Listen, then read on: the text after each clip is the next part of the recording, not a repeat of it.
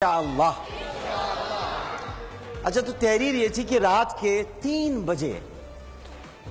بجے رات کو اچانک میرے بستر پر تکیے کے نیچے رکھے ہوئے فون میں وائبریشن ہوئی اور وائبریشن کی آواز جو کہ خاص ہوتی ہے تو میں نے پھر وہ تکیے کے نیچے سے فون نکالا اور میں نے بغیر نام دیکھے جیسی فون کانوں سے لگایا اور کہا ہیلو تو دوسری طرف سے ایک بہت خوبصورت سی آواز مجھے ماضی کے بہت دور راستوں کی طرف لے گئی اور میں نے فوراً اپنا فون اس کی اسکرین کو دیکھا تو اس پہ لکھا ہوا تھا نادیہ.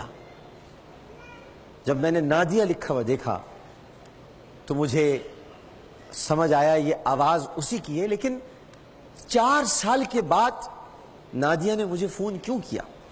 میں نے بناوٹی غصے سے کہا ہیلو تو نادیہ کی وہی مہین سی اور خوبصورت سی آواز اس نے مجھ سے کہا کیا تم مجھے ابھی بھی یاد کرتے ہو؟ میں اس کی محبت میں گرفتار تھا، لہٰذا میں نے کہا نادیہ میں تمہیں کیسے بھول سکتا ہوں؟ نادیہ تم مجھے ہر وقت یاد رہتی ہو اور تم مجھے اس لیے بھی یاد رہتی ہو کہ تم نے اپنا وعدہ پورا کیا. اور مجھے اچانک یاد آ گیا کہ میں وقت کے ہاتھوں مجبور ہو کر اور حالات سے لڑتے لڑتے اتنا تھک گیا تھا کہ مجھے پھپھو کی بیٹی سے شادی کرنی تھی. لہٰذا میں نے نادیہ کو قسم دی تھی کہ نادیہ تم میری زندگی سے چلی جاؤ، ہم دونوں کبھی ایک نہیں ہو سکتے، یہ معاشرہ یہ سماج ہم کو ایک نہیں ہونے دے گا، تو نادیہ تم چلی جاؤ میری زندگی سے.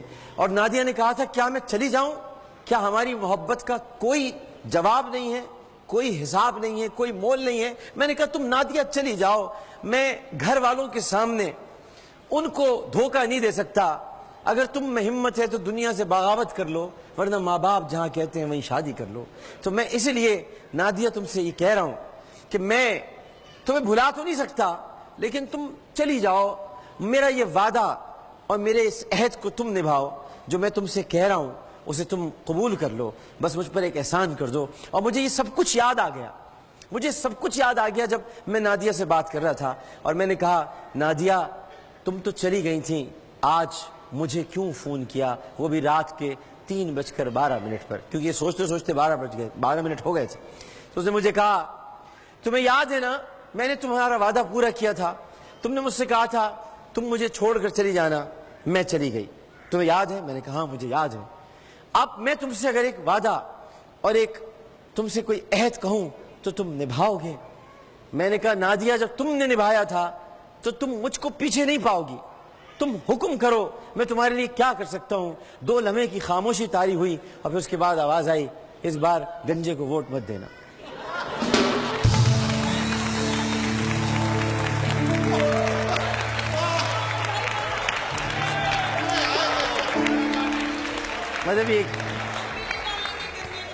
مطلب یہ کہ بھائی کہانی ہے، اب اس میں مطلب یہ کہ کوئی بھی مطابقت اور مشابہت آپ لوگوں کی ہے، میرے سے کوئی تعلق نہیں بھائی. یہ مطلب ایک ہے بات. اب میں اصل میں کیا کروں؟